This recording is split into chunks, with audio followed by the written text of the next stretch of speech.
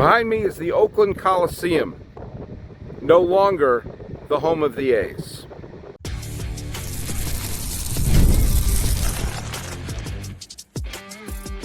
You are Locked On MLB, your daily MLB podcast. Part of the Locked On Podcast Network, your team every day. Hello, baseball fans, and welcome to Locked On MLB, part of the Locked On Podcast Network, where it's your team every day. This is the daily podcast. We talk about all of Major League Baseball. I'm your host, Paul Francis Sullivan. Please call me Sully. Follow us at Locked On MLB Pods on Twitter or whatever it's called now, and on Instagram. I'm your pal Sully. I'm at Sully Baseball Podcast on Instagram. But the best way to get a hold of me is right here on the YouTube page and leave a comment there. And if you're going to leave a comment, use that hashtag EverydaySully. That way we can find your messages. And you know what? Post the best ones on here. Let's go over the trivia question, which was, what current Major League franchise, other than the Toronto team, was once called the Blue Jays? And Argonaut Comedy, who's an Everyday Sully, got it correct. The Philadelphia Phillies, briefly in the 1940s, rechristened themselves the Philadelphia Blue Jays. It didn't last, and nobody seemed to pay attention.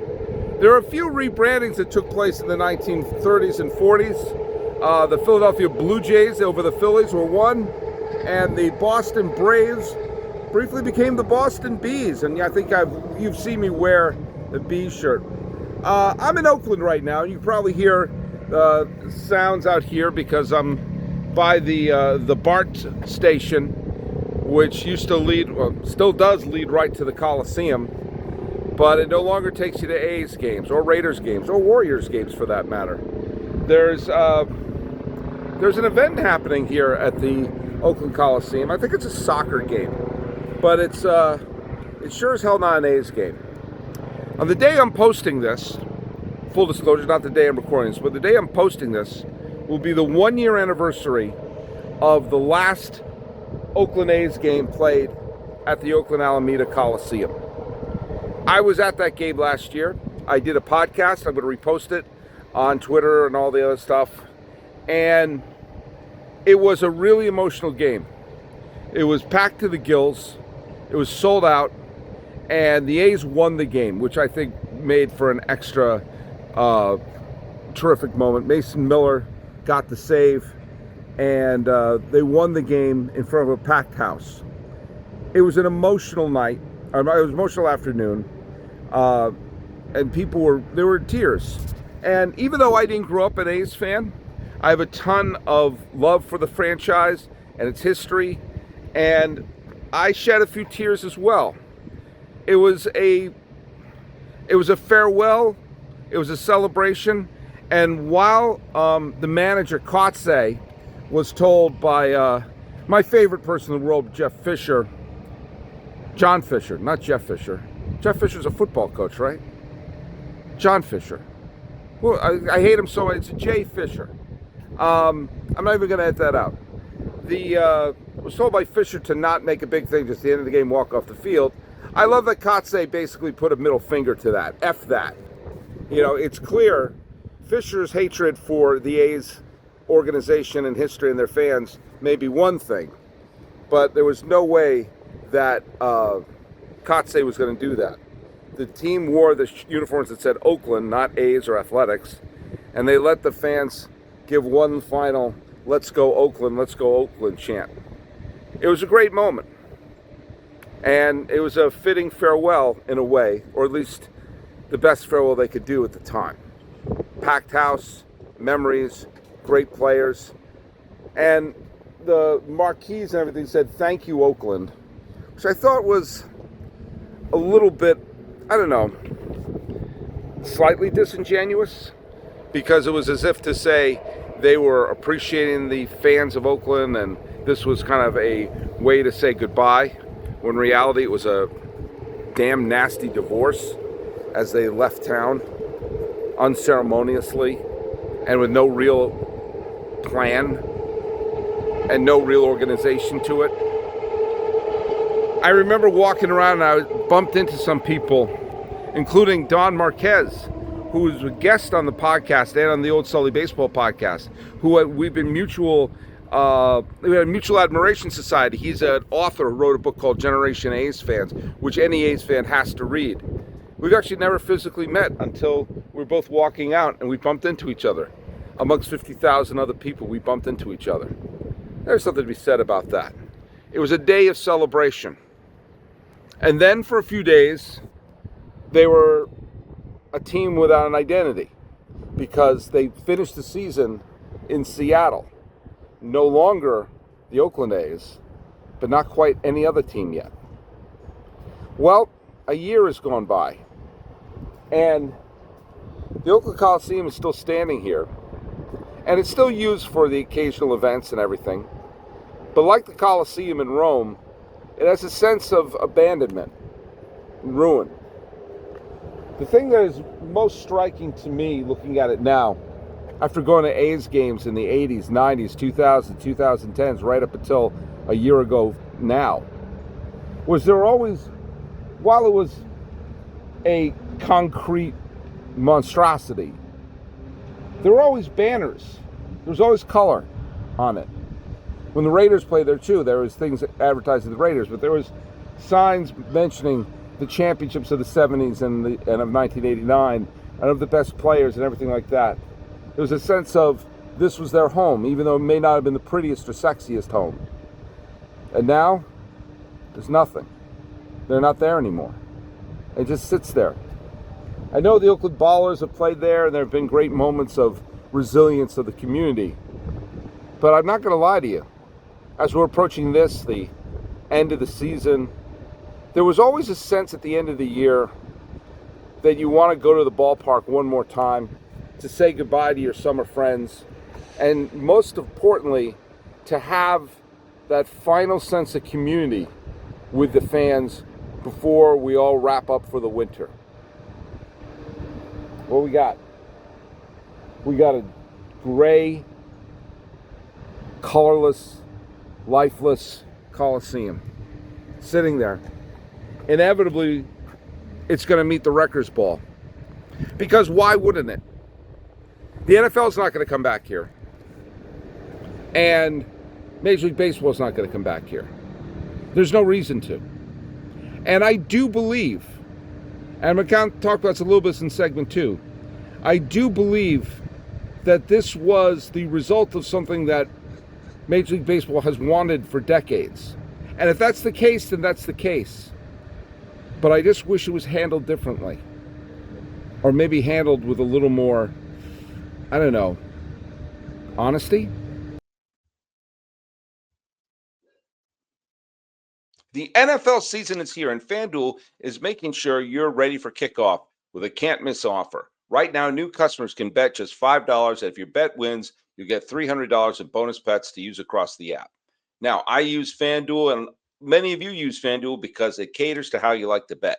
Player props, building a same-game parlay, or even jumping in live as the action unfolds. It makes every game more exciting, whether you're watching your team or just keeping an eye on your fantasy lineup. It's quick, it's easy, and it's the best way to add a little more energy to your Sundays. So you ready to play? Download the FanDuel app now by visiting FanDuel.com to get started. That's FanDuel.com to place your first $5 bet. That's FanDuel. I'm going to say something that I've probably said before when I was the season-long guest host of Locked On A's. Maybe I've said it here. Maybe I've said it when I was on Locked On A's fighting with Booney or something. But you could make a compelling case that the A's should never have moved here. Now, I say that not wanting to anger Oakland fans, because I've seen Oakland fans. Oakland fans are remarkable. They're a great fan base. I have no compunction saying that. I'm just saying that I believe that for the most part, Major League Baseball has probably thought this should be a one-team region. That one team should have been here. But there was money to be made here. That's what Charlie O'Finley thought when he tried to get the team out of Kansas City. Now, if you've read anything about Charlie Finley, and I've read way too much about the man, when he bought the team in Kansas City, the A's, and they were they're already a strange organization before Finley showed up. He wanted to move him out of Kansas City. He wanted a new stadium. And eventually, Kansas City built the exact stadium that he wanted, which is now called Kauffman Stadium. He wanted a baseball-only stadium to share a sports complex with a football stadium because he didn't want to share a stadium with the Chiefs. And he wanted control of it. And if he had stayed in Kansas City, the A's would have been in Kansas City, in what is now Kauffman Stadium, would have opened in the early 70s. And the team that he was building in Kansas City, with Catfish Hunter, Bert Campaneris, Sal Bando, Joe Rudy, Reggie Jackson, Raleigh Fingers, Bert Campaneris, all those players who were part of the Kansas City A's farm system that all blossomed here in Oakland, they would have taken over KC and probably still be there. And maybe that great dynasty would have been there. And who knows? There's a lot, the chain reaction of things that could have happened would have been much different, obviously. But he wanted the big money of the San Francisco Bay Area and thought this was a better place than San Diego or Seattle to move the team. If he had moved the team to San Diego, he would have had the whole market to himself. If he had moved the team to Dallas, he tried to move the team to Dallas, which probably would have been the smart move if he had to move it anywhere. Instead, he came here. And between the arrival of the A's in 1968 to them leaving last year, one of the Bay Area teams was always threatening to move. And maybe the fans of the A's don't want to hear this, but maybe the Bay Area should have just had one team. Maybe it was a mistake to move them here. Maybe the Giants almost moved to Toronto. The Giants almost moved to Tampa Bay. The A's almost moved to New Orleans. The A's almost moved to Denver. Sacramento tried to bring the A's there at one point. Back and forth, the A's wanted to move to San Jose, but then constantly we're talking about moving here, there, the other place. And Bud Selig made it clear that he felt the Bay Area was only a one franchise market. The sad thing that happened is we never got a chance. Now Fisher magically has the money to build a stadium. That's why I keep hearing that, the Fisher money is going to build it. They don't need all the public money. They'll just write a check. Well, why couldn't they do that right there in the parking lot of the Oakland Coliseum or in Howard Terminal or wherever else they want to build it? Now he magically has the money. But the tragic thing was we never got a chance to see if this could really be a two-team market. And you can really point to 2000 as the year where basically the A's were doomed. Because the Giants and the A's both reached a peak at the same time. In 2000, the A's had a big comeback season. They had a winning season the year before, but they had a big comeback season and became a division champion and became really good again. So did the Giants. Happened at the same time. The problem for the A's was that was also the year the Giants, who played in the biggest dump of them all, Candlestick Park, opened up what was then called Pac Bell Park. Now it's called Oracle Park. One of the most beautiful stadiums ever built in Major League history. It's a perfect stadium. And it feels like it's been there forever. And has the greatest new tradition in baseball, which is the rowing the boats up there to catch the home run balls. At that same time, Mount Davis was being built in Oakland. That the Raiders, who for whatever reason, Oakland seems so much more obsessed with keeping the Raiders here than the A's here, they let Al Davis come back and they built a monstrosity right in center field, which used to be the green pasture with the flowers, the great hand-operated scoreboard. They built Mount Davis there. The year the Giants got out of Candlestick, the lousiest, least convenient, coldest, ugliest stadium to go to, Pac Bell Park, was the same year that the Oakland Coliseum was ruined. And so while the Giants had Jeff Kent and Barry Bonds and Benito Santiago and all them, the A's had Giambi and Chavez and Mulder, Zito, and Hudson and all them, and the fans flocked to see the great new park and not the newly destroyed Coliseum. And it sucks.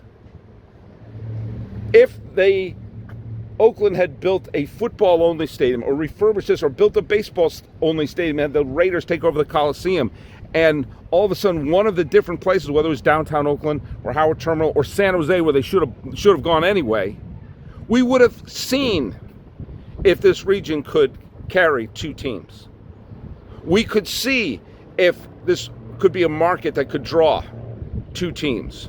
We know New York could draw two teams, and LA doesn't really have two teams because Orange County is not part of Los Angeles, but the Angels draw very well.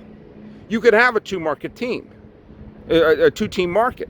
Chicago, we're going to see if the White Sox can survive. I hope they do. We never got a chance to see if it could work. And then everything spiraled out of control, and the Fishers took over. The Haas family was the best ownership the A's ever had, ever. And I'm including the Connie Mack family with that.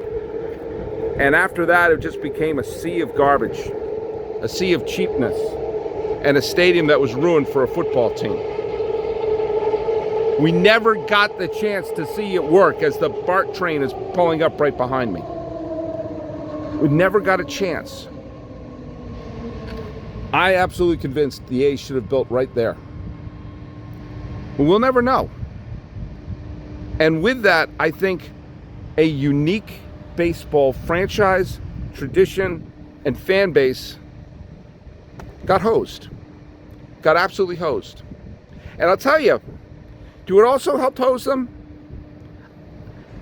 The big Hollywood movie about them, I think, did more damage than good.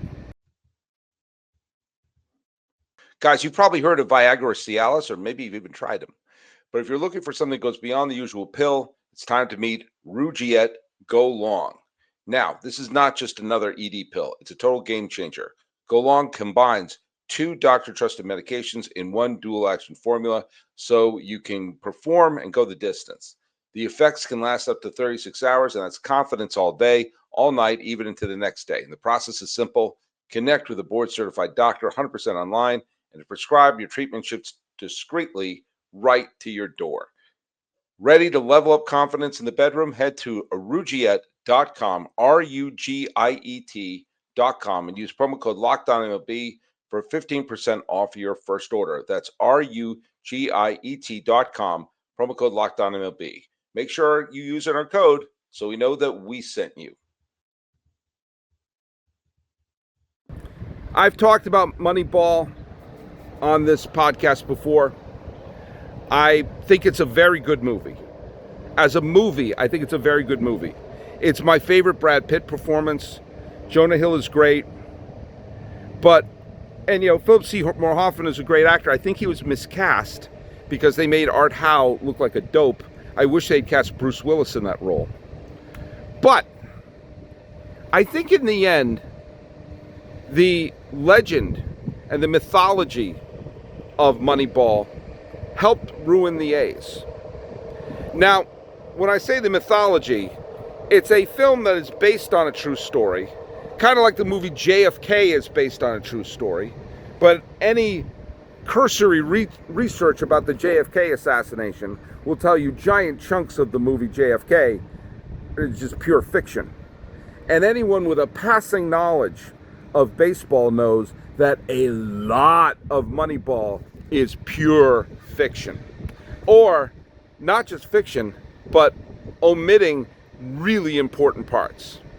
Yes, in the Hollywood story, it's a great underdog story where you have two unlikely characters. You got the big jock in Billy Bean, played by Brad Pitt, and then the Peter Brand character, who's kind of the schlubby nerd, played by Jonah Hill. Yes, visually that's a great. These two are going to take it on. Well, Peter Brand's a composite character, and it's mainly based upon Dee Podesta, who is a former baseball player, not an obscure, number cruncher hidden in the Cleveland Indians front office.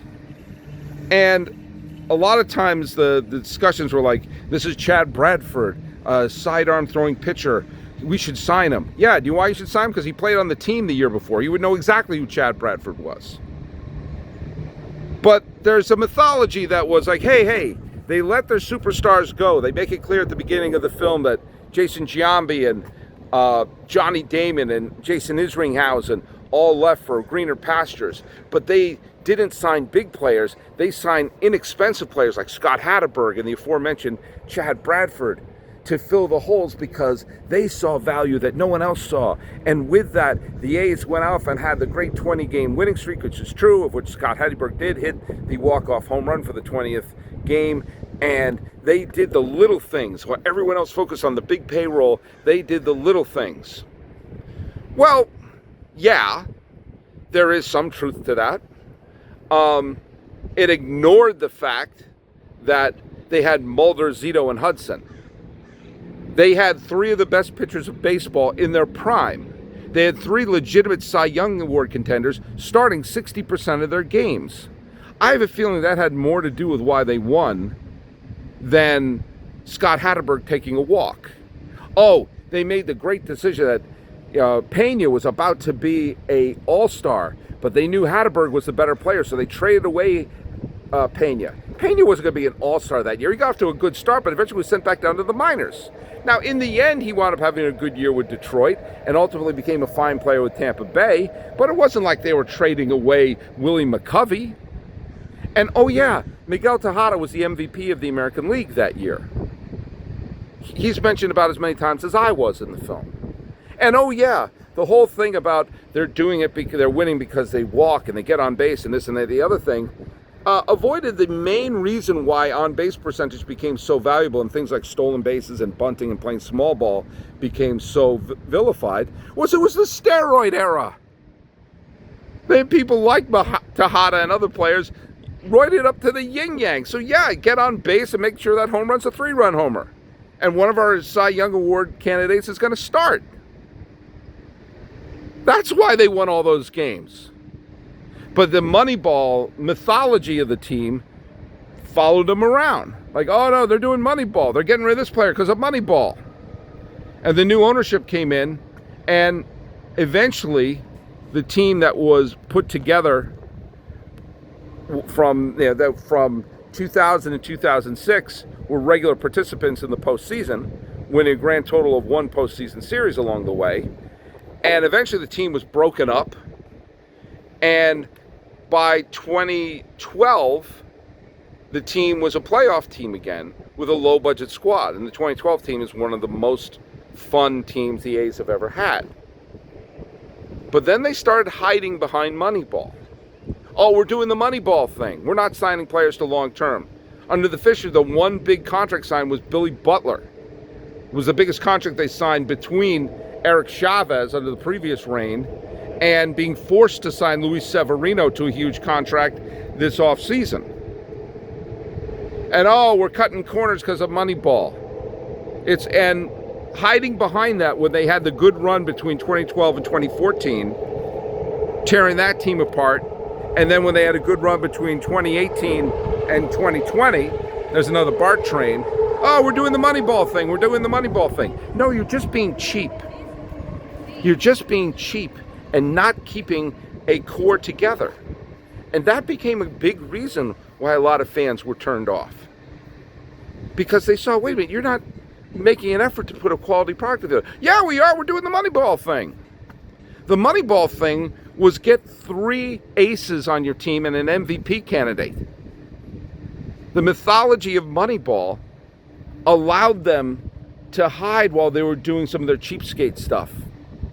And along the way, let the Coliseum go to ruin, not do any upkeep on it, jack up the ticket prices, trade away the players, and then say, oh, why aren't people showing up? And give them an excuse to leave town. And yes, I know, Major League Baseball was complicit. Yes, I know, there were corrupt politicians here in Oakland. There's believe me, that's not big news. But when the new ownership came in and ran the team into the ground, and now, by the time they left, they had no plan. They're in Sacramento. I'm not allowed to call them the Sacramento A's. I'll give the team a little bit of credit because it looks like they're starting to build something in Las Vegas. A couple things are going up. Okay, we'll see how far along that goes. But when you start to see players like Nick Kurtz and Wilson and Butler and some of those other players who are playing well in Sacramento, in the second half of the season, they've been playing well in Sacramento. Who are they playing well for? Not for the people who used to come here. Are they playing well for the people in Sacramento, whose city they're not even allowed to mention? Are they playing well for the people in Las Vegas, who've never been to the team yet? There's not even a stadium there yet. It's a shame because they're putting together a good young team again. And I think the team will contend eventually because management, not ownership, management is excellent. Management knows what they're doing. It's the ownership that's put them in this position. And now they're in limbo. How long are they going to be in Sacramento? I don't know. I mean, will the stadium be ready in a couple years? I don't know. Is it possible for this thing to last a couple more years in a minor league stadium? I don't know. They're not playing for any fans there because there's no fan base there because they know that they're transient, just like they knew the players were transient here in Oakland. A year later, and several trains later as well, we haven't learned that much. We have not learned that much. And I miss the A's in Oakland. I do. I know the fans do. And I think baseball misses them too. I think it's one of those things you don't realize what you miss till it's gone. This quirky dump of a stadium whose fans weren't plentiful, but they were passionate. Banging the drums, waving the flags. Those weird history, those weird uniforms, their weird background, and the quirkiness of this very strange team in this odd stadium that's sitting empty behind me right now. Baseball missed them this year. And I'm still not 100% sure what their future is. But a year later, they're gone. Coliseum's quiet. And the A's legacy is a gigantic question mark. I miss them. I hope it improves. And step one, let them be called the Sacramento A's. At least so a fan base can appreciate what's happening. Well, look, I'm going to tell you the trivia question here. Trivia question is, who was the first ever Oakland A's All-Star? The first Oakland A's representatives at the All-Star game from 1968. Put the answer right down here below. Thanks so much for making Locked On MLB your first listen. Have your second listen be the all-new Locked On MLB Game Night. You get the local analysis from all the teams. Catch it here on the Locked On MLB feed on YouTube or wherever you get your podcasts. Talking about the A's and another BART train coming by here a year after the final game at the Coliseum. This has been Locked On MLB. I'm your host, Paul Francis Sullivan. Please call me Sully.